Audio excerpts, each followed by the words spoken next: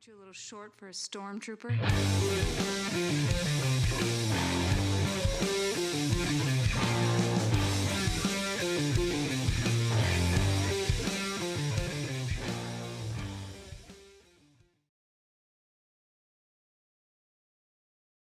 Week's nerdy news from Luther Corp to Oscorp and everywhere in between. My name is Mike Gibson. With me as always, Steve Haller. What's up, Steve? Weird technical difficulties that keep the first sentence you stated from not coming through on the live stream, but I think we're good to go now if Richard in the chat lets us know we are. Other than that, not a whole heck of a lot. Well, I guess a heck of a lot. I found out I'm old because running around a laser tag gym apparently makes you sweat at 40 when it would not have at the level of effort I put in compared to the amount of sweat on my body was not that was not the curve I was looking for on that chart. Yeah, well, laser tag though, still fun. Oh, it was no matter blast. how much sweat, still fun. We were actually a bunch of the parents were talking about because the last game, all of the parents, including the wives, got in because we had all. Myself and two of the other husbands and one of the wives had been sent in as sacrificial lambs. This is because your son was having a birthday party at a we didn't just arbitrarily have a whole large amount of humans going to a laser tag place. Right. But we were all talking like, you know what? We should like go out on a date night Friday night with a bunch of like our friends and just go grab a couple of drinks and then go play laser tag. And that would be a ball. Yes, we should. So yeah. All right. I think any of our friends who are listening to this, feel free to let us know if you're in. Maybe it's the Multiverse Report presents Laser Tag Night. There you go. Laser Tag Night at Fun Warehouse, brought to you by the Multiverse Report and Funky Town Comics and Vinyl, because they're across the street from that place and they sponsor this podcast. That's right. They sure do. Funky Town Comics and Vinyl. I was there this week. Got some comics. I have a comic to review tonight, Steve. Spoiler alert for later in the episode. I actually have a comic to review. I don't have one to review. However, I have a ton of books I read. Oh, nice. Can't wait to hear a report on those. I can also give a quick review of the new Batman #1. Same. Which I also purchased and read. Oh, great. Oh, awesome. Can't wait to hear your opinion on that as well. But we got a lot of other stuff to talk about. We got some really big DC stuff and one big DC announcement, I should say. Then some Marvel stuff, some video game stuff, other comic stuff, and rundown. Steve, are you caught up on Alien Earth and or Peacemaker season 2? Peacemaker, yes. Alien, no. Okay. Well, we can talk about Peacemaker at least. My wife actually wanted to watch TV, so I didn't get to watch Alien Earth. Right. So, but you did get to watch Peacemaker because she likes Peacemaker. Absolutely. Who doesn't like Peacemaker? Am I right? What a show. Spoiler alert for later on. What a show. I don't know how it does what it does. It just... Me either, man. That show has no right to be as good as it is. We'll talk about it later, but I completely agree with you. If you can tell and you have not seen it, judging by Mike and I's reaction, you guys should go watch it. You should watch Peacemaker. Yeah. If you haven't seen season 1, watch season 1. If you haven't seen watch the Suicide Squad if you want. That movie's great, and it ties right into Peacemaker, and that goes right into Peacemaker. I was going to say, 2. Definitely watch it before Peacemaker season 2, but if you don't need it before Peacemaker season 1. Well, I mean, it sets up the character of Peacemaker. It does, but I don't think it's right out of. It's not a required reading. It's not required, but yeah, you definitely get more out of season 2 if you have seen the Suicide Squad, for sure. And from what I've read recently online, James Gunn has said that Peacemaker season 2 ties right into the next installment of the Superman saga. How's that for a segue? There you go. Pretty good segue, which was announced this week. Now, James Gunn has been saying in a number of interviews over the past few weeks, we've been talking about it. He's writing a follow-up to Superman. It's not called Superman 2. It's not technically a sequel, he's saying, to Superman. I know. Yeah, it's kind of like, what? He's calling it a follow-up, whatever. And we were like, what could this be? Superman's in it, but it's not a sequel. What could it be? Well, now we know. And this movie, it's called Man of Tomorrow. Follow-up to Superman will debut in July of 2027. It's already dated for 2 years from now. James Gunn says he completed the script and it was written in a very collaborative way, taking a lot of notes from other writers and people that he trusts. I don't know if he named names, but they've got a whole cabal over there, people working on DC stuff. So now this was posted on social media by James Gunn, this announcement, as I was very apprehensive when it got tossed into the chat. I was like, bull, Yeah. there's no chance. And then like what? It's like, oh, you came back and you're like, oh yeah, James Gunn posted it. I'm like, well, okay, Yeah. I guess that's valid. And he posted it, as did a number of other, I don't know if you knew this part, Steve, but a number of other well-known DC comics artists, including Jim Lee and a few others, also posted similar artwork of the characters of Superman and Lex Luthor at the same time, as a way to like kind of boost, like, hey, this is really happening. Right. And different artist presentations of Superman and Lex Luthor. But James Gunn posted one of Lex Luthor in his famed kind of Silver Age green and purple mech suit, standing alongside Superman, which is telling everybody that this is the reason he's not calling it a Superman sequel is that Superman is not the singular main character of the film. This seems to be what's known as a two-hander, where Superman and Lex Luthor are going to be co-leads of this movie. Obviously, David Cornsweet, Nicholas Hoult are going to be returning as these characters. They're co-leads in this movie, as Lex Luthor and Superman are forced to team up to defeat a larger threat, which I think is kind of exciting. And it's kind of like we were saying, like, how is this going to be, please don't go down the Batman versus Superman pathway of the DCEU. And this is certainly a different swing. Now, of course, there's already rumors of other characters that are going to be popping up based on either some actors that have reposted this with like hinty, winky emojis, or see you soon kind of teases of text.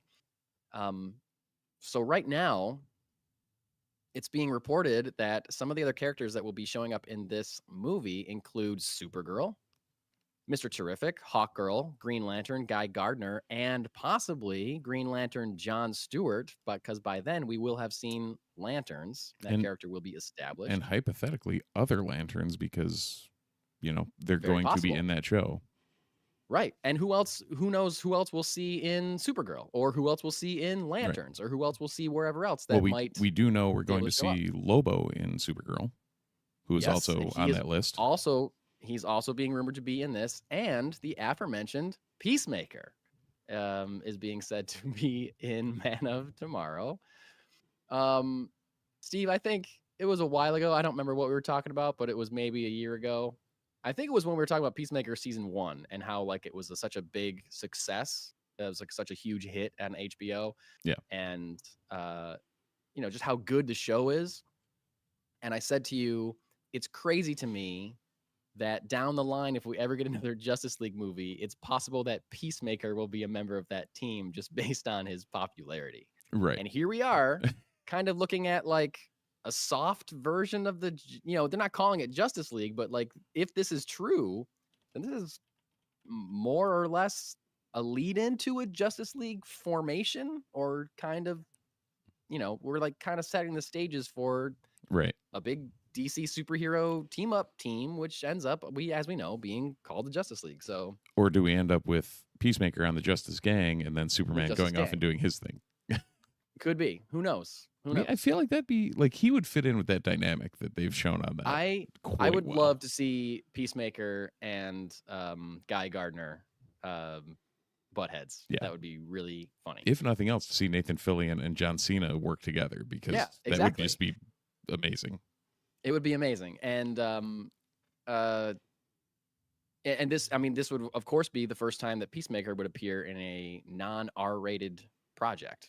It would be his first appearance in a PG-13 project. So, and of course, for the record, Peacemaker season 2 definitively not PG. Whoa. Don't Very watch that not. show with your kids around. For a number of reasons. A number of reasons that show is rated MA. Yeah. So, Mike, with Yeah. this, Okay.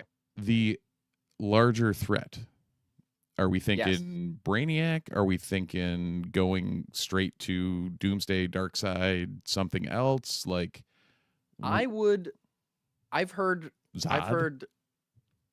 I hope that it's not Zod. I would hope I so give too, Zod but a rest. Like, they use him in every reboot everything. of every It's semblance of Lex Superman. Luthor and Zod have been a villain in almost every live action Superman.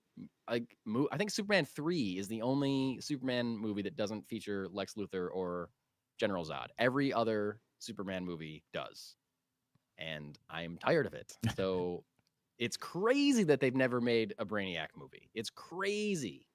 Yeah. And it's always been a thing where, like, when Bryan Singer, piece of shit dirtbag, made Superman Returns, he was going to make a sequel, and he always said, like, yeah, Brainiac's going to be the villain in the sequel. And then when Snyder made Man of Steel, he was saying, like, yeah, the sequel to Man of Steel is going to be Brainiac, but then he got lost in Batman vs Superman and his Justice League and all that kind of stuff. So, like, they're always saying they're going to do Brainiac, and they never do Brainiac, and he's an incredibly popular and powerful villain in the DCU, Superman villain, so it would make perfect sense. And he's a powerful enough villain that would cause the need for Lex Luthor, super genius, to team up with Superman. Yeah. So my money is on Brainiac for that reason alone.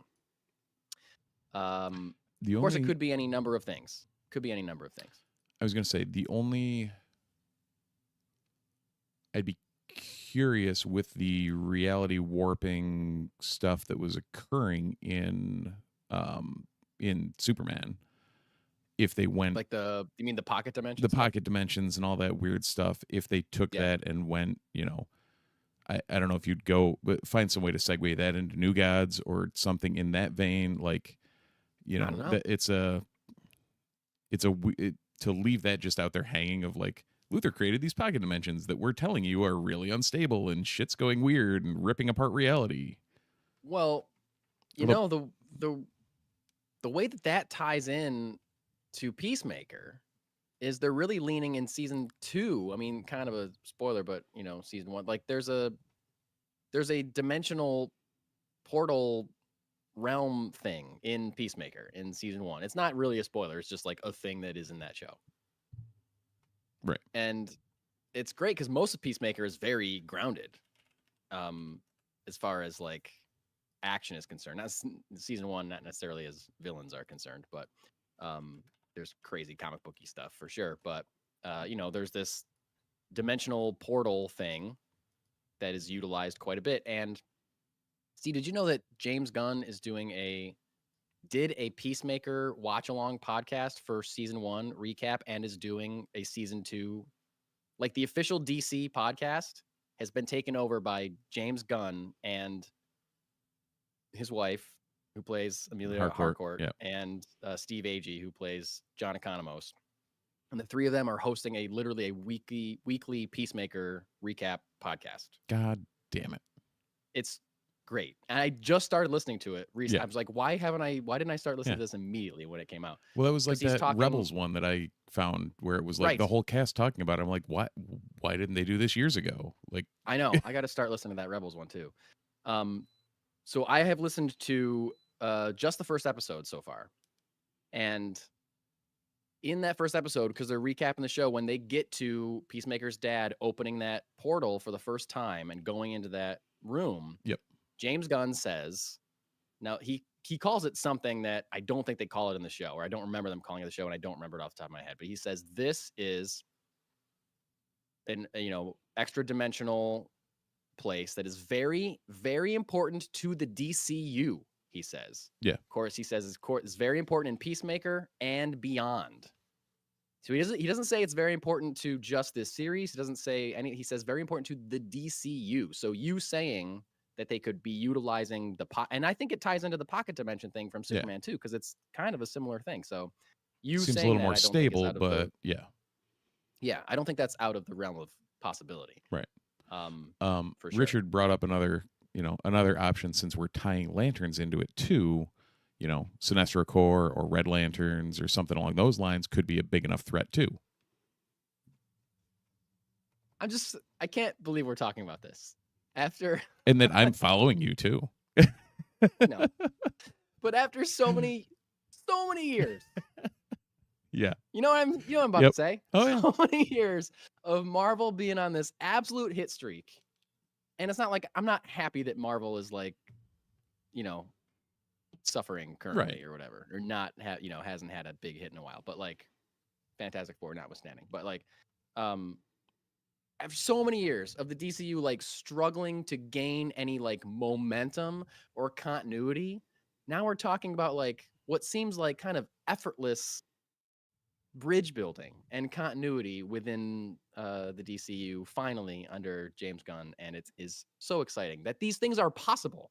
Like just based on the three things we've seen so far: Creature Commandos, Peacemaker, and Superman. And you know what? And the Suicide Squad. Whatever. We've seen incredibly grounded and personal, emotional takes on characters.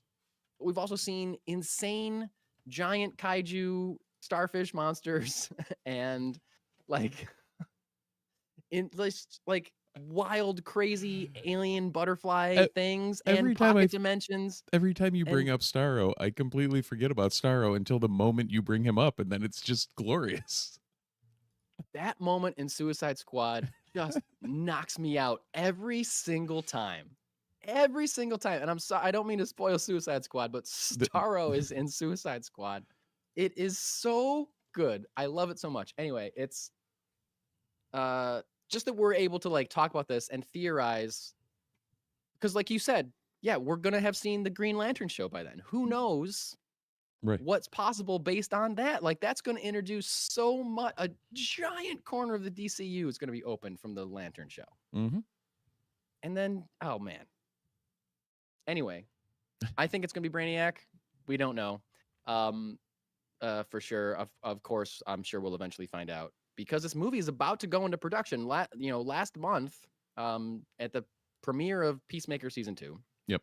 James Gunn told the Hollywood Reporter, he said that he had already finished the treatment for the next story in what I will call the Superman saga. I'm working on that, hopefully going into production on that not too far away from today. And that seems to be the case. That was a month ago. Now, what I'm curious about here is that in this quote, he says, I already finished the treatment for the next story. And now recently on social media, he says he has completed the script for this. So like, he could be that he's a very fast writer. Could be that he just knew what he wanted to do and needed time to like execute it. But it seems like he wrote this really fast. And I hope that he didn't write it too fast. But I know he's clearly a good writer. Right. So, and he's probably had a lot of this bouncing around too. I can't imagine. I mean, he must have had a plan for this. Starting with Superman, he knew what he wanted to do. He knows what the grand story arc for Chapter 1, Gods and Monsters, is. So it seems like he's executing it. Like, speaking of him writing, I was thinking about this when I was watching the most recent episode of Peacemaker. That James Gunn said that he wrote in 1 year. I don't remember what year it was, 2022, 23, whatever. In 1 year, he wrote Peacemaker season 2, Creature Commandos, and Superman, all in 1 year. And he said something like, I hope to, it's insane. And all those things are so far, Peacemaker season 2 is excellent. Superman's excellent. Creature Commandos is excellent. And he said, I hope I never have to write that many projects in 1 year ever again. Yeah. But so far, in my opinion, no sign of weakness in him taking on that many projects. I can't imagine that he's going to be able to keep going at this rate for the entirety of the DCU, however long it may last. He can't be writing and directing at this pace for like 10 years without having a nervous breakdown, I wouldn't think. It seems like, and planning everything. Anyway, so it's got to start production pretty soon. Like he said, hopefully start production not too far away from today. It has to, because now it's coming out in, less than 2 years. And I think Superman took about 2 years to make. So hopefully he can be on pace with that. He's also got I forgot what I was just gonna say. I mean, I guess like, once you have like certain things built, like the studio already they know like CGI things. They know how his cape looks. They know like they have like banks of all these like digital things. They've designed, they have the set for the Fortress of Solitude. They have the set for the Daily Planet. Like there's all these things that already exist. So like those things won't take as long as obviously did in production the first time, things like that. What is very cool about this is that now we know we're getting 2 DCU movies in the 2026 and 2 DCU movies in 2027. This will be the first time that a Batman movie and a Superman movie will debut in the same calendar year, 2027. Assumedly. Assumedly. Man of Tomorrow, scheduled to come out in July. The Batman Part 2, scheduled to come out in, I think, October or November of that year. And next year we're getting Supergirl in the summer and Clayface in the fall.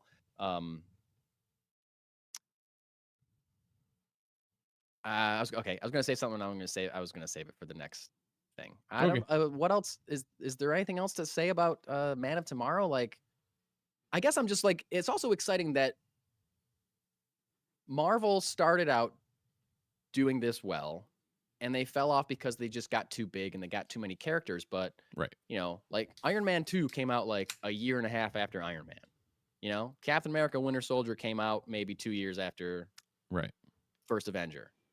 But now, it takes them a long time. Like people are saying, hey, where's Shang-Chi 2? And where, Doctor Strange took like 5 years between movies. Well, because they had to do Infinity War. And, Guardians 3 came out so long after. Well, they had to do Endgame and Infinity War. So they're burdened by the story they have to tell, which causes them to keep pushing off, individual character sequels. And it's very possible that the DCU will get there in time and have those same problems. But I'm very relieved and I'm very excited that, they have a hit in Superman. We're getting a Supergirl movie next year, which David Cornsweet will more than likely at least cameo in. Yeah. And then the year after that, we're getting another installment in the Superman movie. So like they're keeping the momentum going. So I think that's really smart and crucial to the success of this DCU and getting it off the ground, is to not linger too long between installments. And who knows what other TV shows they will announce for 2027. Like we know we're getting Lanterns next year.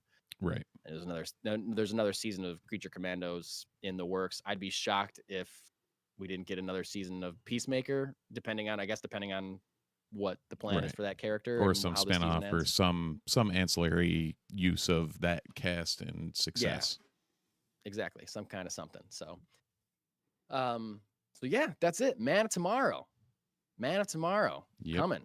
I'm very excited about this. I'll be very excited to learn who the villain is, confirmations on who's going to be showing up, and what else we are going to see. One character that I don't think we'll be seeing in Man of Tomorrow is Clayface. But they are certainly still making a Clayface movie. As crazy as that sounds, a sentence that I never thought would come out of my mouth. Still keep forgetting that exists. Yeah, still happening. And if you are looking to avoid spoilers, watch out, because there are Clayface set photos everywhere, at least in my algorithm. I was dodging a bunch of Clayface set photos. They're filming outside on real locations. I'm not sure where the filming location is, but clearly city streets of some kind. Most of the ones that I saw, and I didn't go digging for these, but most of the ones that popped up were the lead actor, Tom Rhys-Harry's, outside, just with like bandages all over his face. Like his face is real fucked up or whatever. Which makes sense based on what we know of the origin of the character, and he's going to try to fix himself. Now, 2 very interesting things have come out of these set photos. One of which I'm going to I was just segueing while you were drinking. Oh, thank you. One of which is more interesting. Well, actually, sorry, 3 things. One, someone took a picture of a sign, just a sign, that said Black Canary. That's all. Just a Just sign. It said one Black sign, Canary, and then Black underneath Canary. it said Gotham City. What is it? A street sign? Is it advertising for whatever? We know Black Canary is a big DC character. She's one of my favorite characters in the DCU. Is she going to be in this movie? Is it just a background thing? Is it an Easter egg? Who knows? But on set, there was a sign that said Black Canary. I don't know. That's all I know about that. A very cool thing was that in I think they were shooting in a subway. Maybe it was a subway map or some kind of street map or whatever. A map. We got a map of Gotham City in the DCU, and it was like fun to look at, but it didn't really tell you anything. It had everything on it that you'd think. There was like numbers on the map with a little legend at the bottom saying like, this is where Arkham Asylum is. This is where Wayne Manor is. This is where Wayne Tower is. This is where the Wayne Foundation is. This is where the Narrows are. This is Ace Chemical. Like, it had all the locations that you would expect and want to see in a Gotham City, for sure. Now, the third one is very interesting. And you could brush this aside. Maybe they're just like hedging their bets. Maybe they're seeing what's going to happen. I couldn't tell from the picture I saw if it was a billboard or if it was the picture of like a newspaper headline, but it was a newspaper headline that referenced a drug and a drug they're trying to get under control. And the name of that drug was Bliss. And that drug Bliss, you may know if you watched the Penguin series on HBO. Yep. And the Penguin series does not take place in the DCU. Clayface takes place in the DCU. The Penguin, as we're told, takes place in the Matt Reeves Batman universe. So, is this a coincidence? Is this just like, something that take? Is it like taking something from the comics? That's a good idea. We're going to use that for this or whatever. Or are they? Is this a hint to tell us that they are going to be merging these two worlds? Unlike everything that's been said from James Gunn, he keeps saying there's going to be a separate Batman, blah, blah, blah, Right. blah. There's going to be the DCU Batman. There's going to be the Matt Reeves Batman. I don't know. That's until you've got to trust him until it's proven otherwise. Like he keeps stating that they're separate. But where there's smoke, there's fire. Like we keep seeing all these hints where that's like maybe, and it, as we often say, things can be two things. It could be that was his intent, but the more the story develops and the more things flesh out, it maybe does make sense to have like, that, and even that stark contrast of the bright and fluffy metropolis and, Kansas and whatever. Yeah. Versus, Gotham is this dark, gritty hellhole. Like maybe constantly that does raining. work quite well in, forming whatever iteration of the DCU he's got in his brain. Yeah, I know. I mean, I've heard and read things of people being like, it's so obvious that Robert Pattinson is going to be in it. So, like, why is he still saying this? Like, one, I don't think it's obvious. Two, like, he's allowed to change his mind. Like you said, he can be like, it's going to be this, and then along the way realize, it's going to be better if it's this. Let's just do this. And like he's allowed to change his mind. So, like, shut up. Who cares? Well, maybe the plan was this, and now it's going to be this. Plans change. It's okay. And that's okay. Never mind. I was going to go off a Syracuse tangent, but nobody cares about Syracuse sports here. Actually, Richard brings up a good kind of concept in there for, especially from what we've seen with those dimensional doors and whatnot. Do you think Gunn kind of rolls Reeves Batman into the DCU versus alternate universe? Like maybe. Oh God! Trying to have this conversation without being able to spoil Peacemaker episode or season 2 is, I mean, that's possible. Like, I also think look at how. Sorry, go ahead. Look at how different alternate versions of things can be in Peacemaker. Sure. So, maybe that is a valid way for that to happen. It could be, but I also think, in general, it's better I mean, maybe James Gunn doesn't agree with me. I think it's better if all of your main characters are all in the same universe. It's just easier for them to interact when they need to interact, and it just makes more sense for them All to right. do that. Like you're Here's telling me a that Superman lives in a world where Batman just doesn't exist, except he has to go through a multiversal portal to get to Gotham City where Batman. Like this doesn't seem like it. riddle me this, Mike. So we have Matt Reeves' Batman, and what we've seen Yeah. being in one of the alternate universes that has shown up Could or be out there. is out Sure. there in the DCU. Yeah. And yet, in the main DCU, like whatever the prime timeline is, Sure. Earth 1 or whatever. Robert Pattinson is Batman, but plays Batman differently than he does in the Reeves movies. I don't know. Maybe. I mean, we At first I know thought that would be Pattinson's got the range. At first I thought, when you first said it, my immediate thought was that would be too confused. That would be too confusing. It was almost less confusing if like a different person is playing a different Batman. Like that's less confusing. Yeah. But if it's Robert Pattinson, it's almost like, well, who cares if he's acting differently? Like it's just a different movie. I don't know. Maybe that could work. Maybe that could work. Yeah, I don't know. It's one of those where it's like there's still so many things out there that are question marks and possibilities where it's just like, all right, maybe. Yeah. But I had this realization recently as to why I think it's a better idea, because I've gone back and forth on this. When James Gunn said it's going to be two different Batman, one in the DCU, one in the Matt Reeves universe, I was immediately like, great idea. Yes, keep it separate so you can have a dark and gritty Batman and a different tone Batman for the DCU. Keep it separate. Right. Because we're talking about Brave. He's saying Brave and the Bold's going to have Damian as a Robin. He's saying they're working on an animated movie with Nightwing and Red Hood. So it's like, okay. Did you see? So you're saying, hold on. Okay. Now that you've said that, did you see what did come out this week? That it's not Nightwing and Red Hood. It's both of them as Robin at the same time. No, I didn't see that. At the same time? Yeah. Supposedly. What? Yeah. Where did that come from? I didn't see that. I read it this morning and I can't remember where, and I meant to throw it on the rundown. And the unique friendship that develops between them as they navigate their diverging ideas for the future. So does that mean that they're Robin at the same time? I'd be real shocked if they made that choice, because that's a big choice to have them both be Robin at the same time.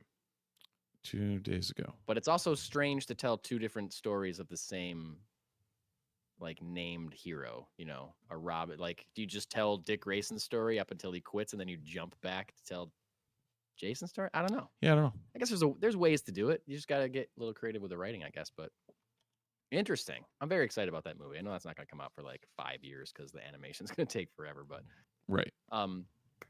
Anyway, like I like the idea of the DCU Batman already having like his Bat family is already there, Right.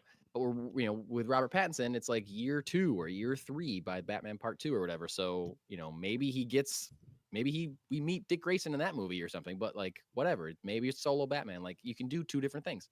I like that a lot. And then I saw Superman and I was like, ooh, I really want to see David Corenswet and Robert Pattinson together. Yeah. Like, it just something about it. I was like, I think this would work. I think it would be great. So I kind of want that now. But then I had this realization. The Batman, starring Robert Pattinson, directed by Matt Reeves, is rated PG-13. But it's a really hard PG-13. Oh, yeah. That's a really hard PG-13. The only reason that movie's not R is that no one says fuck, there's no gore, and there's no like tits in it. That's it. Those are the reasons. That's it. That movie's really, really hard PG-13.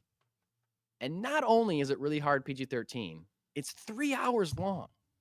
And it's not action-y the whole time. There's action in it, but it's very detective-y. It's very talky. And it's so dark. Yeah. That's not a PG-13 movie that you can take a 10-year-old to. That's not a Batman that you can take a 10-year-old to. It's not I even think a the it's DC not even a Deadpool that you can like, yes, that's an R movie, but like, okay, it's a funny campy R, which right. sounds very It's a dumb to say, but funny campy R is the best way to describe those Deadpool yes. movies. I totally agree. I totally agree with you. But I think the DCU needs a Batman that is in movies that you can take a 10-year-old to. Similar to how you can take an 8-year-old to see Superman. Yeah. You know, I think you need I think you need to be able to take an 8 to 10-year-old to see a Batman movie. Yeah. And I don't think that Matt Reeves is interested in making movies for 10-year-olds. And I think I would not show the Batman to my 8-year-old son. I wouldn't, because it's No. so hard. It's so dark. It's too dark. It's too close to an R rating. I And would even much if I rather did, I would much rather show Deadpool to my son than I would the Batman. He wouldn't get half the stuff that makes an R-rated movie. right. But here's the thing. Even if I did show the Batman to my son, Yeah. I think he'd be bored. Yeah, probably. Because it's so dragged out and so slow paced and so talky. I think he'd be like, why isn't he fighting anybody? Right. Why isn't he driving the car? Oh, there's one car sequence and it's after an hour and a half into the movie. Like, yeah, you I watched a think he'd be movie to bored. get to the car sequence for for the second movie. Yeah. So like, For- I think yeah. I don't know. I don't know that that's a Batman. You know, if you want a big successful DCU that appeals to a broad, like a Superman is a wide appeal, has Yes. a wide appeal reach. The Batman has less of a wide appeal because it's certainly not for kids, for content reasons, but also because it's not an interesting movie for kids. It's not bright colors and it's not fast paced and you know. Right. For the record, I'm So- not showing my 8-year-old Deadpool. I know you're not. But I know yeah, you're not. no, that like you and I both love that movie. However, a child would be bored to death with that movie. At the same time, I was talking about this with one of our mutual acquaintances, friends, Jeremy DeBatis, who's a big DC fan as well. And he's struggling. His kids are a little bit older or his older son is a few years older than ours. And he was saying, like, I really want to show a Batman movie to my kids, but they're all too dark. They're all too even too thinking mature. about Batman the Animated Series, like That's like that's still very dark. You could definitely show that to like an 8-year-old for sure, but it's still very dark. Right. Like the one we could think of that is the most appropriate is Batman Begins, because that's the most like kind of like trying to set up a superhero-y thing. Like the Tim Burton ones are like weird. They're just Yeah, right? They're like too weird. if you segue that after Nightmare Before Christmas and like get them in that Tim Burton mindset, maybe. Right, maybe. But then you got like Danny DeVito with like black goo coming out of his mouth and stuff. Like, see, thinking about it, Batman is another terrifying. one of those movies where I'm like, I probably saw it well before I should have seen that movie. 1000% same. Like, because you say that about DeVito, and I'm just sitting there thinking, I remember as a kid thinking, oh my God, I'm completely freaked out. This is disgusting. Like, what is happening? And even like Nicholson in the first one is terrifying. When Yeah. he's got like the skin makeup over his, which is genius. I love that so much. Then it like melts off and he's like half. That's so creepy looking. My parents took me to see Batman Returns in the theater when it came out. Nice. And I can only imagine what they were thinking. I was like, this is the greatest thing I've ever seen. But like when like Michelle Pfeiffer is like slinking around in an absolute skin tight, vacuum sealed leather suit, making like didn't she so comment many, like sexual years innuendos? later that was like she was like that absolutely was horrible? Well, they had to. She Like- could only be in it for like a certain amount of time because it was like she couldn't breathe after a while. Like she could only film for like 15 minutes at a time or something before they had to like unzip it and pull. Yeah. Yeah. But like that plus Danny DeVito just being disgusting. Like, yeah. I can't imagine what they were thinking while sitting next to me in the theater while I was like, I can't believe I'm seeing all of this.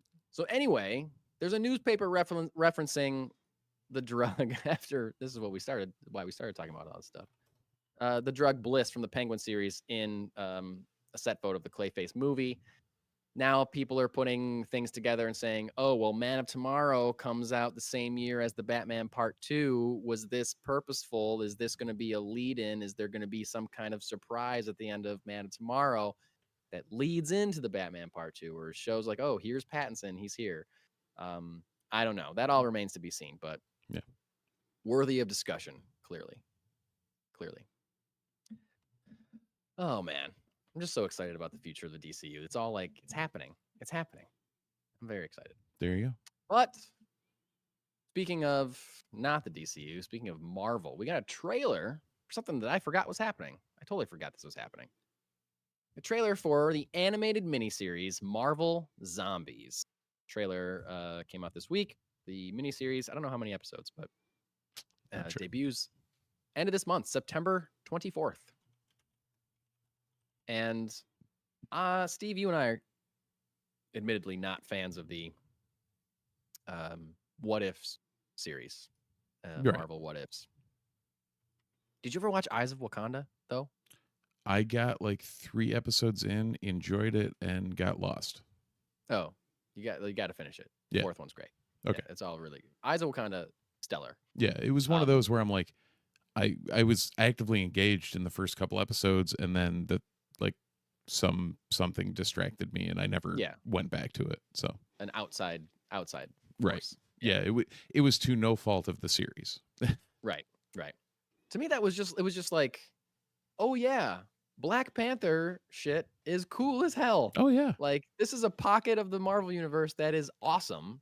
And it's crazy that there haven't been 4 Black Panther movies. Well, like, there probably would have been had Chadwick not passed. That's also true. There's at least one movie's gap in there of them trying to figure out what the hell do we do now. Yeah, I got to rewatch that. I got to rewatch Wakanda Forever. I haven't seen it since Actually, the theater. yeah, same.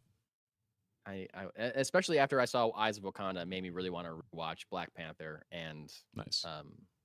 I rewatched Black Panther maybe earlier this year, like beginning of the year time frame. I haven't seen it in a while. It's so good though. Yeah, it's so good. Anyway, Eyes of Wakanda, great. What If? I know it's got its fans. It had 3 seasons, so people clearly liked it. But Steve and I aren't 2 of those people. No. Steve, what did you think of this trailer for Marvel Zombies? I didn't see it, Mike. Oh, okay. Okay, so you have no thoughts on it. I have 0 thoughts on it. I thought it looked pretty cool. Nice. I gotta say, for a knowing that it's a miniseries, knowing that it is set in a what if tale. Here's part of my problem with the what if stuff. And again, I only watched season 1 of What If, but it's kind of like you just get one episode that kind of digs into a thing, and then they can't spend too much time on it because they got to go to the different episode, or they're setting up an overarching story. If this is a miniseries, it's just telling one story. Most of the heroes in the Marvel universe are zombies. At least you're like digging into one plot. I hope it's very good. The trailer goes really hard as far as gore and blood and violence are concerned, which really kind of sold it to me, because when they announced Marvel Zombies, I was like, this is going to be some PG-13, half-assed attempt at making a zombie thing. Oh, no. There's one shot in this trailer where Spider-Man, seemingly not a zombie, is flipping over like a horde of zombies. Yep. Webs a bunch of their heads and yanks all of their heads off with his webs as he's continuing to flip and just pulling a bunch of zombie heads behind him.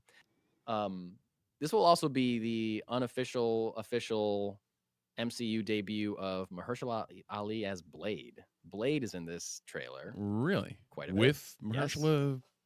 Yes. It sounded like him. All right. They do a quick cast list at the end. I didn't read the whole cast list, but it's similar to What If. It's a lot of the returning characters voicing their characters. Florence Pugh is Yelena Belova, is one of the human characters. I think Red Guardian is still alive. All the mainline Avengers seem to be zombies, according to the voiceover from the trailer. Ms. Marvel still around. and like I said, Spider-Man looks like he's still around. Yeah, just lots of cool images. And for something that's just, it's an animated miniseries, seems like we're just, hey, this is going to be a fun, expanded What If episode. I'm kind of into it. And I hope that it lives up to, the expectations set by this trailer. I thought it looked really cool and just like a fun thing. Because they're leaning so hard into it. Right. It's like, okay, then it's right. They're worthwhile. at least giving it its, lots of blood, lots of decapitations and body parts being cut in pieces and things like that. So, it is actually Todd Williams the third voicing Blade.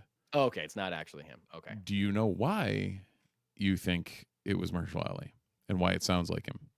No. This is also the voice actor that in Invincible took over for Mahershala Ali as Titan. Oh, okay. So he was cast to replace Mahershala Ali. Like Mahershala Ali. So I'd assume in Marvel Zombies, it kind of makes sense.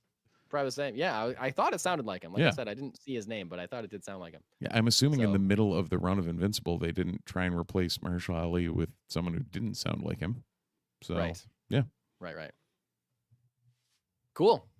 There's also a cool shot of like the entire Dora Milaje as zombies, which is terrifying. Yeah, that's they're like the Dora Milaje is terrifying enough as it is. Anyway, right? Yeah. Now they're mindless, bloodthirsty creatures, just killing machines. Yeah. Great. Yeah. So coming out the end of this month, just in time for spooky season. I think that's probably on purpose. And I'll definitely be watching this. Unless I hate the first episode, I'll be watching. It's got to be at least 3 episodes. I'd say 3 to 4 episodes, probably a miniseries. We'll see. Moving into some video game news. We haven't talked about video games in a while, and this is like 2 different kinds of video game news. Because one is a thing based on a video game. I think we talked about this a long time ago, but now it is confirmed, so I figured we might as well confirm it and bring it up. They're making a new Lara Croft Tomb Raider series at Amazon Prime. Yep. And this was rumored months ago, I think. But now it's been confirmed that the new Lara Croft will be played by Sansa Stark herself, Jean Grey herself, Sophie Turner. An actor that I quite enjoy. I think she's very good. Yeah. Even when she's in things that are bad. I think she is very good. So she's going to be the new Lara Croft. Amazon Prime Tomb Raider series being created, written, and executive produced by Phoebe Waller-Bridge. Interesting. Okay. I don't know that she's ever written or produced anything quite like what I assume a Tomb Raider show will be, although she was in an Indiana Jones movie. That's exactly where my brain just went, was like, well, she's at least familiar with archaeologists running after things in various ways. Diagram there. Yeah. So that's something. Production begins next year. I feel like they've been working on the show for a long time. I feel like I've been hearing they announced it a long time ago. Yeah, it's at least been to find a cast. Yeah, it's been conceptual for a while. I think Yeah. This is kind of the first time we've seen something move forward on it, so I guess we'll see how quickly it does. We'll see how it goes.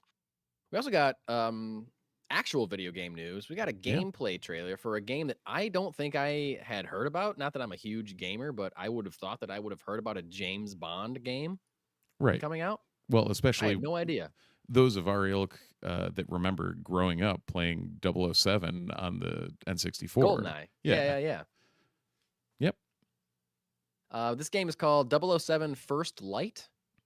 It looks awesome. It does. It's coming out next year, March 27th, 2026. It's a really long gameplay. It's like a half-hour gameplay trailer. Gives you like a really good look at the game, good chunk of what it's going to be like. It kind of, it's a third-person game, which I love, and it just kind of, I don't know, it kind of looks like James Bond. I think it's like early on. It's the there's dialogue between maybe M and like another official at that what's the name? Is there like a name of the company that he works for? I don't remember. MI6. I'm not a huge James Bond. MI6, sure. Yeah, that's what I was thinking of. Yeah, the British CIA. Yeah. some dialogue between two characters saying like, "Oh, he's too reckless. Why would we bring him on as an agent?" And I'm like, "Well, he's a bullet without a target. Let's give him a target." I think. Yeah, So it's like an origin kind of maybe is for how he started working for the MI6. they're saying he's being portrayed as a 26-year-old inexperienced MI6 agent. Yeah, looks pretty young. Yep. The design of him looks pretty young. He kind of looks like a young Daniel Craig. I think they're trying to like. He certainly doesn't like look like Sean Connery or anybody. Like, if I had to pick a Bond, I'd say he looks more like Daniel Craig, but also just kind of looks not identical to Daniel No, Craig. yeah, I gotcha. Yeah. Even in the way they're portraying him carrying himself. Yeah. So yeah, it kind of reminded me of like an Uncharted or right.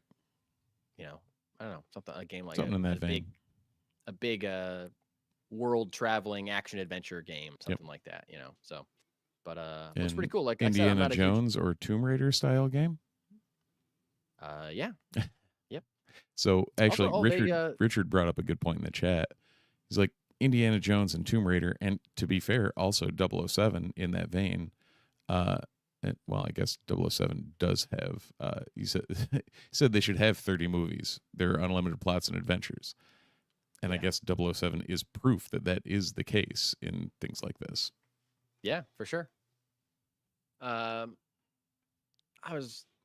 feel like I've said this on the show recently because I was playing that Indiana Jones game, but I really think they should make animated Indiana Jones movies with the guy that voiced him in that game because he sounds so much like Harrison Ford. Yeah, the game is it's so good at capturing the feel and the humor of that character and of those movies that like just give me like an Indiana Jones animated movie.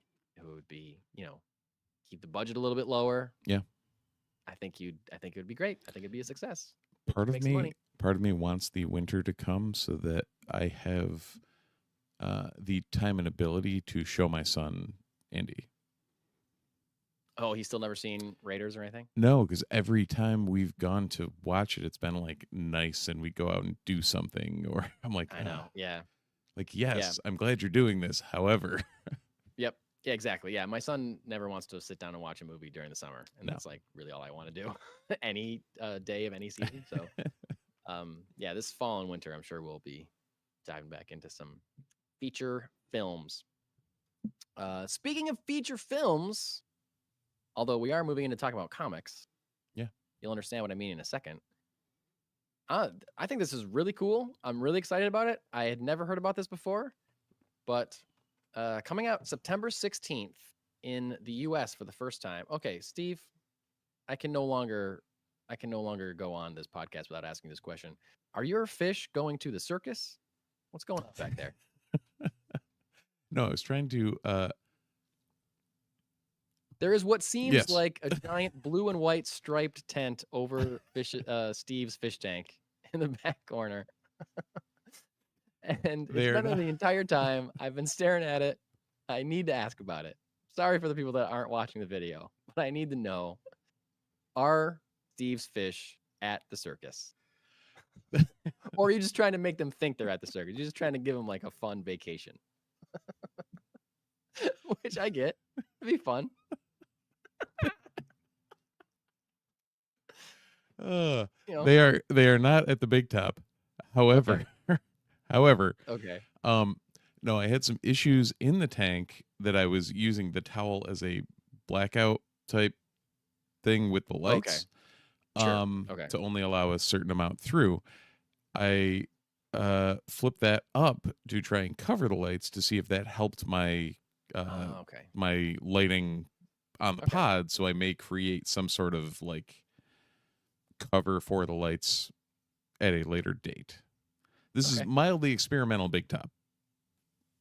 I love it. Great. I just needed to know. I'm sorry. I love how you asked the question and probably knew there was a reason or answer behind it. There's no way that you would have done that just for the hell of it, unless you were like, sure. Yeah, I thought they deserved a night out. Figured I'd take them. Yeah. Ringling Brothers Barnum and Bailey fish tank. Yeah. You put in a little like trapeze swinging back and forth or whatever. Anyway, That was mostly graph- lost on any audio listeners. yeah. Sorry to the audio listeners. Check out the YouTube if you want to know what I'm talking about. So Richard, Maybe there I'll- you're maybe- you're now up to speed too, because you Yeah. he said he Richard's saw in on that it. too. He was confused. I got you, Richard. I like you said. I like you took off on that mid description. I couldn't let it go any longer. I don't know. Just Hey. needed to be addressed. There you go. Well, now it has been. Yes. Anyway, comics. An American version of a French graphic novel called Lucas Wars is coming out on September 16th. It's a novel by Laurent Hotman and Renaud Roche, getting an English language release this September. It is referred to by the writer, Hotman, as a biographic. It is a book that tells the story of George Lucas from his early life through the making of Star Wars. So it's a graphic novel, bio, like he says, biographic. I don't know, but there's no better way to say it, really. The article it was a Hollywood Reporter article that I read had some sample pages. It was showing kind of the audition process. There was depictions of Harrison Ford and Mark Hamill and Carrie Fisher. Obviously, depictions of George Lucas as well. It says it examines his relationship with his then wife, Marcia Lucas, Francis Ford Coppola, other big people in his life at the same time. The art was very kind of it reminded me of Tintin, kind of a little bit. Okay. But very caricature-esque, but you could definitely tell who was who, especially George Lucas looked like a perfect caricature of young George Lucas. And you don't have to replicate his voice on that either. Oh, you wow. do not. That does look like a legitimate, perfect George Lucas. Yeah. That's great. I know, it's really cool. Hotman quoted as saying, as far as the authenticity of the story being told, he said, quote, "As a viewer, I find it extremely frustrating when a biopic plays fast and loose with history. Whether it's a movie like the Freddie Mercury biopic or a series like The Offer about the making of The Godfather, I walk away disappointed when I realize facts were sacrificed just to crank up the drama. I understand why it's done, obviously, but I truly believe there's a way to respect reality while still crafting a script that's gripping and intense. So I took the bare minimum of liberties. Every time a reader asks themselves, did this really happen?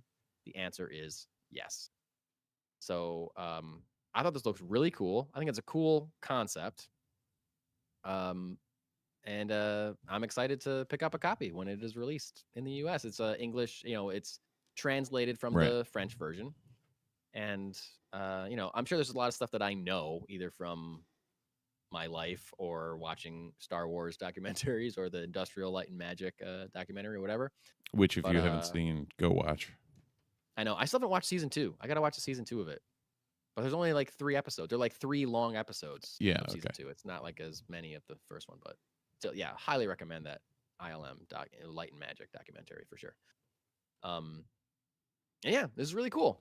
I don't know. I'm into this. It's obviously it's a fascinating story, and it's worthy of being told in a different medium other than documentary, I think. I don't know that anyone would ever make a movie about the making of Star Wars, although I think that could be cool too, considering there was a lot of drama and tumult involved. But yeah, so that'll be available, what did I say? The 16th, September 16th, just next week. There you go. There we go. My son's birthday. Sweet. Oh. Day before my wife's birthday. Steve, I know we already talked about it. I have a comic book to review. Would you like to hear what comic book I have to review? I would. I know you don't have one to review, but you have some to talk about. Yep. I am reviewing a book I've never read before. A character I've never read before, but one that we talked about recently on this podcast. Issue number 1 of Sabrina the Teenage Witch. Did they throw that? Yeah. Did they throw a reprint out of that this week? Apparently. No, this is a brand new number 1, featuring a new story. I think the cover is a vintage cover. Yeah. This is a variant cover. It is featuring 30 magical pages of story content what it says on the front. There you go. It is an anthology of short Sabrina stories, and I guess I don't, because I've never read it before. I don't know if that's what all Sabrina books are, or if there are ones that have longer stories in it. So this felt more like comic strips, kind of. Yeah. They're longer than that, you know. They're like 4 or 5 page stories. Each one different. There's no like crossover. There's no continuity. There's apparently only one of them is new, and most of them are reprints. The new one is the front one. Craig Boldman is the writer. Stephen Butler is pencils. Lily Butler on inks. There's other creators like Holly G. Stories from her. Tiana Del Rio, Dan Parent, George Gladier, Frank Doyle. Pencils from Steve Butler, Holly G, Dan Parent, Bill Gollinger, Steve Goldberg. A bunch of great creators. It was great. It was super fun. I've never read I've read Archie comics before. Yeah. I've never read a Sabrina comic specifically, but this is like exactly what you would expect, you know? Just kind of like short, goofy, kind of corny, funny stories about, a teenage witch experimenting with her powers, even using them in ways that she thinks will help people, and then they end up not helping people, or having to use powers to help people out, but keeping them a secret. It's fun, it's funny, it's certainly appropriate for all ages, although it is somewhat what's the word? Submersive at times.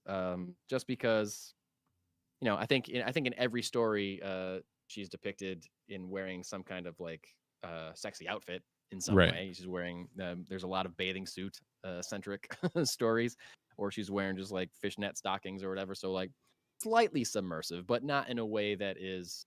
Oh, sorry, subversive. I'm saying submersive, like it's a submarine. I was going to correct you after the third time. I gave you 2. Thanks. Thanks for waiting. Thanks for making me feel like an idiot for the first 2. So slightly subversive, but still wildly appropriate for kids of all ages. And it's really fun. Like I get it. Like I've never been a big Archie guy, although I've read here and there some strips or whatever. Same with I've never read a Sabrina book before. But it was cool. I liked it quite a bit. Nice. And it was a lot of fun. And it made me very excited for the other comic that I read that is coming out that was announced this week, which is a team up between Ash Williams from the Evil Dead franchise and the Archie universe. Yes. Yep. Ash is coming to Riverdale, apparently, sometime this fall, or I don't know, next year. I'm not sure when, but very excited about that. That's awesome. I know, it was cool. It was just like fun and like, clean.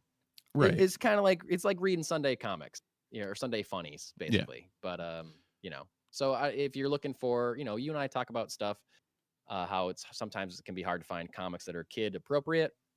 Sabrina the Teenage Witch, highly recommend it if that's what you're that's the kind of thing you're looking for. Good read, fun. You saying Sunday funnies made me think of something.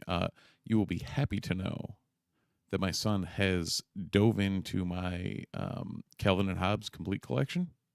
Awesome. So he's just ripping through book 1. So it's the 4-volume Everything Watterson Did. I also have that. Yeah. Great. Beautiful. So he's just pounding through it, and he's like, "This is great." I'm like, "That's great." He immediately, obviously, went to one of the winter, like the snowball fights and that sort of thing. Yeah. And he was just like, "This is great." I'm like, "Yeah, dude. Like, there's a lot more of it. Just keep reading." Yep. Like, I also have most of the original books that I had from when I was a kid. I still have those, and sporadically, my son will. We've read the first 2. We're like halfway through Yukon Ho, the 3rd book. Nice. And like that's a thing where he's like, "Oh yeah, we gotta read more Calvin and Hobbes," and we'll read like a few pages, and then we'll forget about it and go back to whatever. But so we're kind of slowly working the way through those as well. And that's like a book that is great when you're a kid, and kind of even greater when you're grown up. Yeah, it's so good. So Steve, you want to talk about Batman #1, or you want to talk about what else you read this week? I'll let me hit what I read this week, and we'll go from there. Yeah, give me the So, list. biggest things were I got back on the X-Men train. Oh, he's So back, folks. I did Look out. I did kind of a reshuffle of my poll, Mhm. and the past couple X-Men and Uncanny I had grabbed just because I was like, I've given it like I think I started picking up 18, so I probably give good 12 episodes Yeah. or 12 issues off. I ended up grabbing I think 18 through 20 of X-Men and Uncanny. I'm back on. Like Wow. they picked it up. They lost me, but it's same creative teams. They've kind of brought things around to the point where like I read the Uncanny ones and Simone was nailing the characterization of each of the the main four. Like it's primary. Well, there wasn't much Logan in these, but it's mostly a Gambit and Rogue, Nightcrawler, Logan book. Okay. And like Kurt, she wrote great. Remy and Rogue were like well done. The whole thing was a good story. And yeah, I'm back on the X train, it seems. Awesome, man. That's So, great. That's great for you. Going back to the roots. Yeah. You're like, I've been in DC land too long. I got to get back to some Marvel stuff. Well, that's the thing is every other Marvel stuff I've read has just been relatively mediocre recently. Yeah. So it's been indies and DC, and like Ultimate Spider-Man that I'm not caught up on. Right. So there hasn't been a main line of any of the Marvel things. Ryan North's Fantastic Four is great. Oh, good. I hadn't heard that. So That's awesome. yeah, I keep calling them episodes. That's Issue okay. 1 and 2. I caught up on both those. Very well done. Again, back on the wagon. And then I ended up cutting probably 4 or 5 books off my pull. Oh wow. It was one of those where you don't yeah, I'm sure you've been through those phases where you look and you're like, wow, that was definitely pull bloat of like, why do I have 6 books on there that I can't read? Right. So I, trimmed a good number of things on the pull. However, Mustache Mike did not make me, but made me maintain my pull on Transformers because apparently Dan Mora is taking over the art on that. Oh, no way. So Danny Warren Johnson on the writing still, but Dan Mora with the art. And it's like, he said, Mora's taking the art over. I'm like, oh, shit, I guess I'm not pulling that one off the list. Yeah. Oh, wow. Cool. So, cool. But I did buy on a whim. It's not like it's a big release or anything. Bought the #1 for Batman as well as a blind bag to I got a blind roll bag the dice. Also. Yeah. So let me rephrase that. I bought the blind bag, ripped it, ended up with the 1 in 50 David Aja variant. Ooh, no way. Yeah. Awesome, dude. So That's awesome. I went over and bought a #1 that I could read. Yeah. I was like, dude, that's awesome. It looks cool, but I'm not going to touch that. Like that's going straight into a bag and board, and that's that. And yeah, I'm jealous. So I'm jealous. I got the Art Germ nice variant in mind. Yeah, it's really gorgeous cover. Yeah, for sure. Every one of those variants they did for that was great. Yeah, really great. I still don't look like, from a distributor to vendor standpoint, I don't like how they did these blind bags. Apparently, they weren't, unlike the Invincible ones, the DC ones were not allowed to count towards a store's stock for the variant covers. Oh, really? Yeah. So if you went heavy into the blind bags, you didn't get, you wouldn't get the 1 in 100, 1 in 200, whatever. So yeah, that was shitty. I don't like how they did it from a DC standpoint, but I do like that they were all, foil versions of variant covers that were well received, and like everything all the way up to like the 1 in 200. And then you could get a couple of like 1 in 500 and 1 in 1,000 yeah. options. A couple it's of real gems in there. Yeah. So yeah. what did you think of the book itself? I absolutely loved it. Like, I'm going to Me add it to my too. poll. Me too. Yeah. I loved it. Yeah. I loved it. Um, art incredible. Yep. Jorge Jimenez killed Jimenez it. Yep. knows his stuff, crushing it. Um, I wasn't sure, because the design, like we were talking about, like it's a bright blue. It's a bright blue and Yeah. it's a bright gray. It's brighter than he's been in a long time. And I wasn't sure what I felt about it, the bright blue bat on his chest, but the tone of the book kind of sold it for me. Yeah.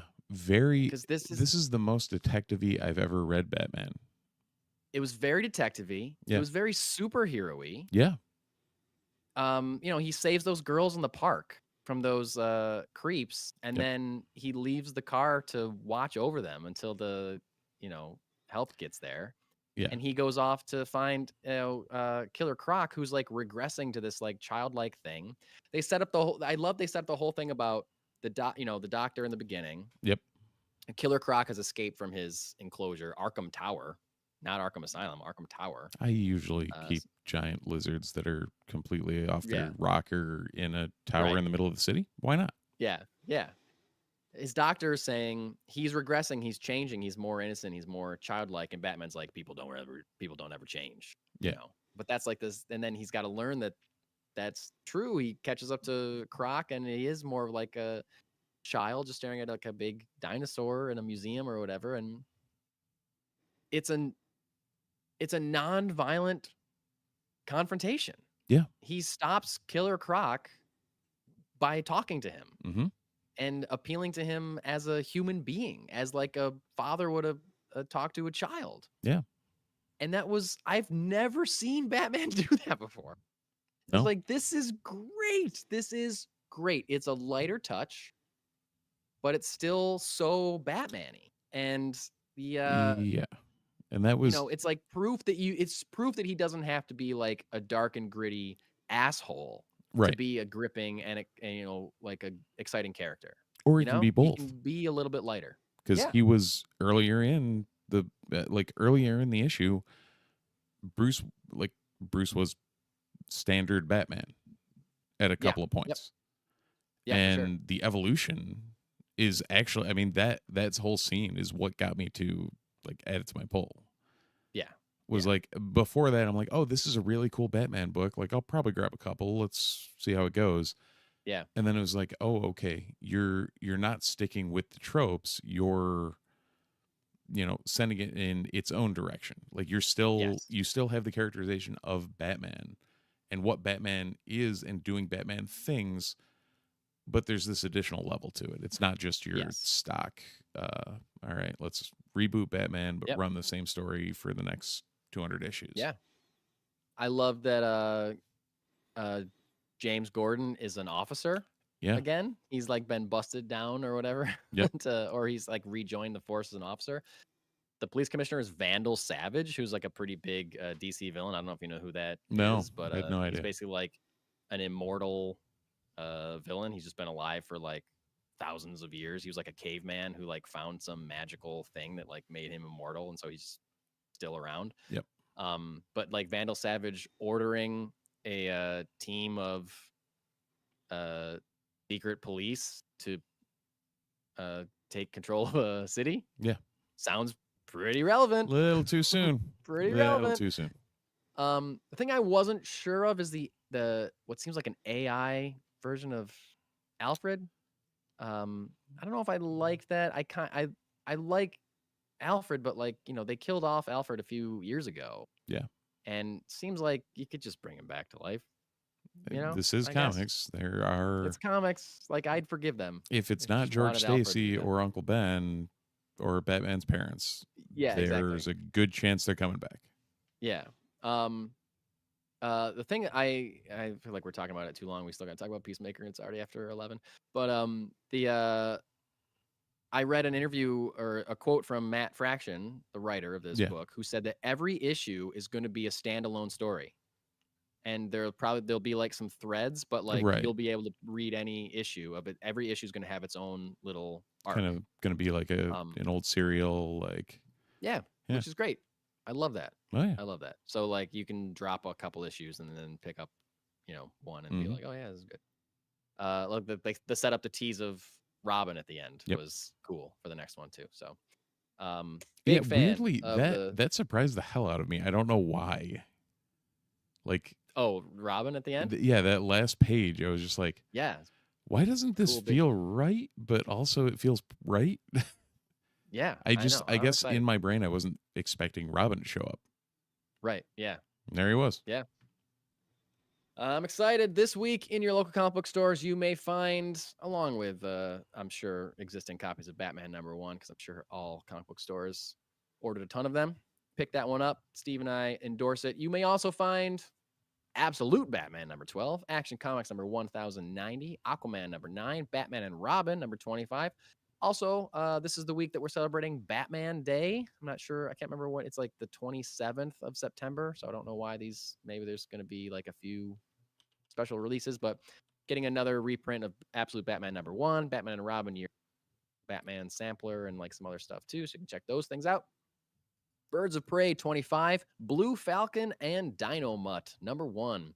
Captain America #3, City Beneath Her Feet #1, Conan the Barbarian #24, Eddie Brock Carnage #8, Exceptional X-Men #13, Feral #16, Fire and Ice When Hell Freezes Over #6, Green Lantern Corps #8, Hellboy The Art of Fire #2, It Killed Everyone But Me #1, One World Under Doom #7, Red Hood #1, Red Hulk #8, Star Trek Lower Decks #11, Star Wars #4, Star Wars Jedi Knights #7, Star Wars Tales from the Nightlands #1. Don't know what that is.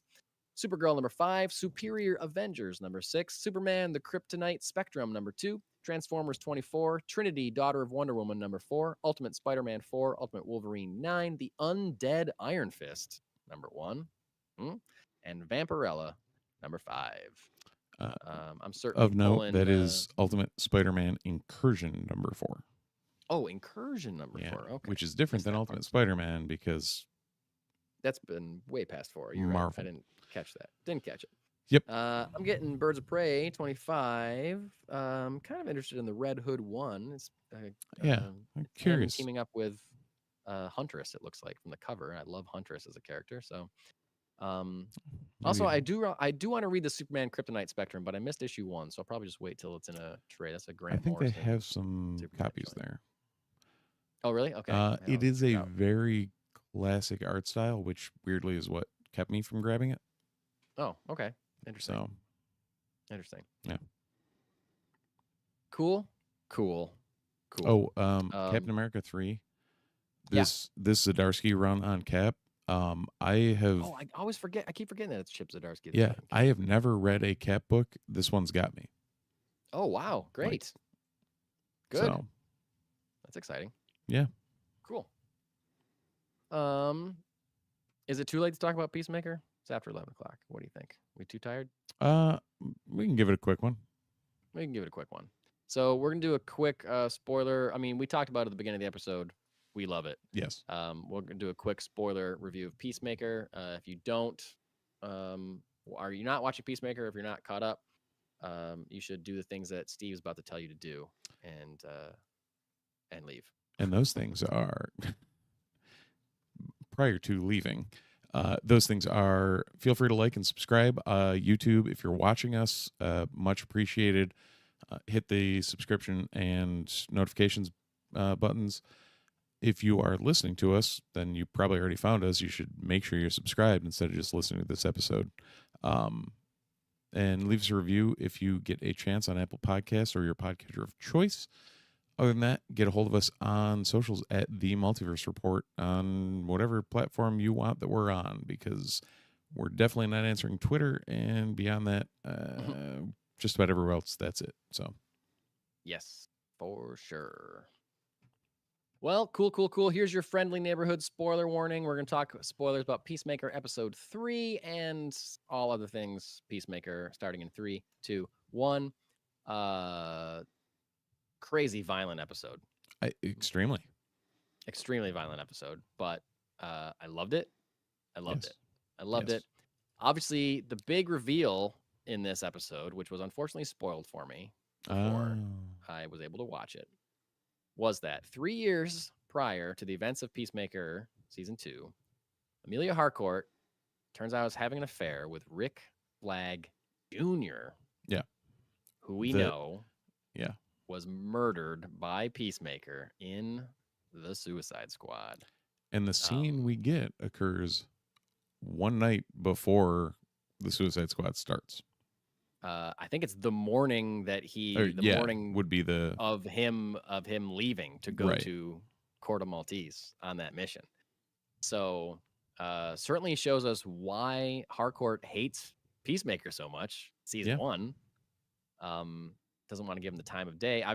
They got Joel Kinnaman to reprise his role as Rick Flag, and he mentions Enchantress, which is a character from the first Suicide Squad movie, directed by David Ayer. Although he mentions that she still, at the end of that movie, she loses her powers at the end of the first Suicide Squad, and he talks about her as if she still has those powers. So people are speculating that is like a way of kind of like saying, yeah, that one didn't happen. That's not Gotcha. that movie's not canon, despite the character still being played by the same actor. Right. We get Peacemaker wakes up in his alternate reality bedroom. Hungover as shit. He got drunk the night before and decided to go into that dimension. He has an incredible time in that universe because everyone thinks he's the best. Yeah. He's everyone's favorite superhero. And as we found out, he has had a romantic relationship with Harcourt in that universe. He texts her and starts trying to see what that's about, maybe rekindle that. He says a couple times, best dimension ever. He's flirting with the idea of maybe staying there. He goes back at the end, but I don't think it's the last time that we'll see him in that dimension Nope. for sure. And then we didn't talk about episode 2 because you hadn't seen it. We didn't talk about episode 2 last week. You're right. We weren't caught up. Now you're caught up. Yeah. Can we talk about how fucking hilarious the idea of bird blindness is? Oh my God. And Tim Meadows' character is so funny and such like a weird, quirky, kind of like Tim Meadows. It's a Tim Meadows character. There's no other. No one else. Yeah. I'm Brian Fellows. Play this guy. That's Tracy Morgan. Oh, that is Tracy Morgan. Shit. Tim Meadows is a ladies' man. Yes. Yeah. But like, he's just such like an oddball character. That is so funny. And the Eagly attack in episode 2, when he's like holding a gun, he's like, I can't tell how big that thing is. Oh my God, it was so funny. You didn't tell me this guy had a duck. This duck tried to kill me. It's so ridiculous that it's just so perfect. ridiculous. It's so ridiculous. It's so funny. But now he is recruiting Sacha Bordeaux, who I forgot they announced was a character in this movie. He was a lower Batman character actually in comics. And the end of this episode, he's assembling a team to kill Eagly with Michael Rooker's character. And Economos is kind of being set up to have to betray his friend Chris Smith, Peacemaker. So I like the drama that is being set up amongst these characters who clearly love each other from what they went through in season 1 and are still friends hanging out. I really like it. My other favorite thing in this episode was the alternate universe Rick Flag Jr. being like a total insecure dope who works at Argus. He's just like not cool at all. He's like clothes are too big for him. He's tripping over garbage cans and stuff. He's so funny. So funny. This show's great. And also, God, Jen, I can't remember her last name that plays Harcourt. So good.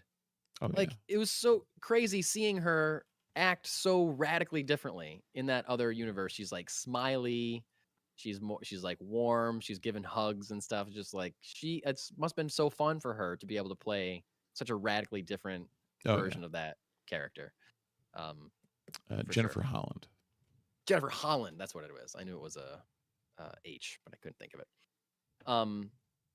So while Peacemaker is in this alternate universe, there's an attack from the Sons of Liberty, who are a gang from DC Comics. They're trying to blow up a building, and he violently stops them. Very violently. Axe through the head, violently stops them. And is met with like just rounds of applause. His brother shows up in a cool mech suit. I need to know what is the name of his brother's superhero. I don't think they've said that yet.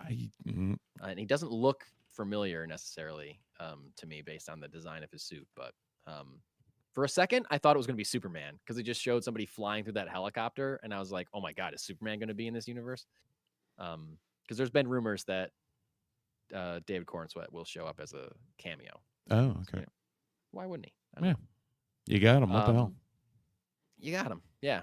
So, I mean, I don't know. I'm just, this show is so funny. I'm laughing out loud and, jumping out of my seat at things like John Cena shooting people through doors and, brutally murdering people. Like it's shot so well. It looks so good. It's like the action choreography is so good. Like, it's not like confusing action that's happening too fast. You can't tell what's happening. Like it's just so well done. And it's just such a good show. I just love it. I'm just loving it. I'm loving it. No, that's you summed it up perfectly. It's just consistently good. Yeah. It's funny because, and I'll freely admit, after episode 1, episode 2, my wife was like, "Oh, you want to watch Peacemaker?" And I was like, I don't know. Oh, wow, really? Well, no, I knew I wanted to continue it. I just wasn't feeling it at the time. And she's like, "Well, I'm going to throw it on." I'm like, "Okay, I'll whatever." Yeah. And within 5 minutes of it being on, I was like immediately snapped back to, and I'm like, "Oh yeah, like, I forgot how good this is." Yeah. I noticed something because my wife and I are doing a thing where she wanted to rewatch season 1. Yep. But we didn't. We only watched like one episode before season 2 started, so we're watching both at the same time. We're like watching the new episodes when they come out, but then we're bouncing back to watch episodes of season 1 at the same time. That's got to not be confusing at all. It's a little confusing. But we can get through more episodes of season 1 in between each episode of season 2.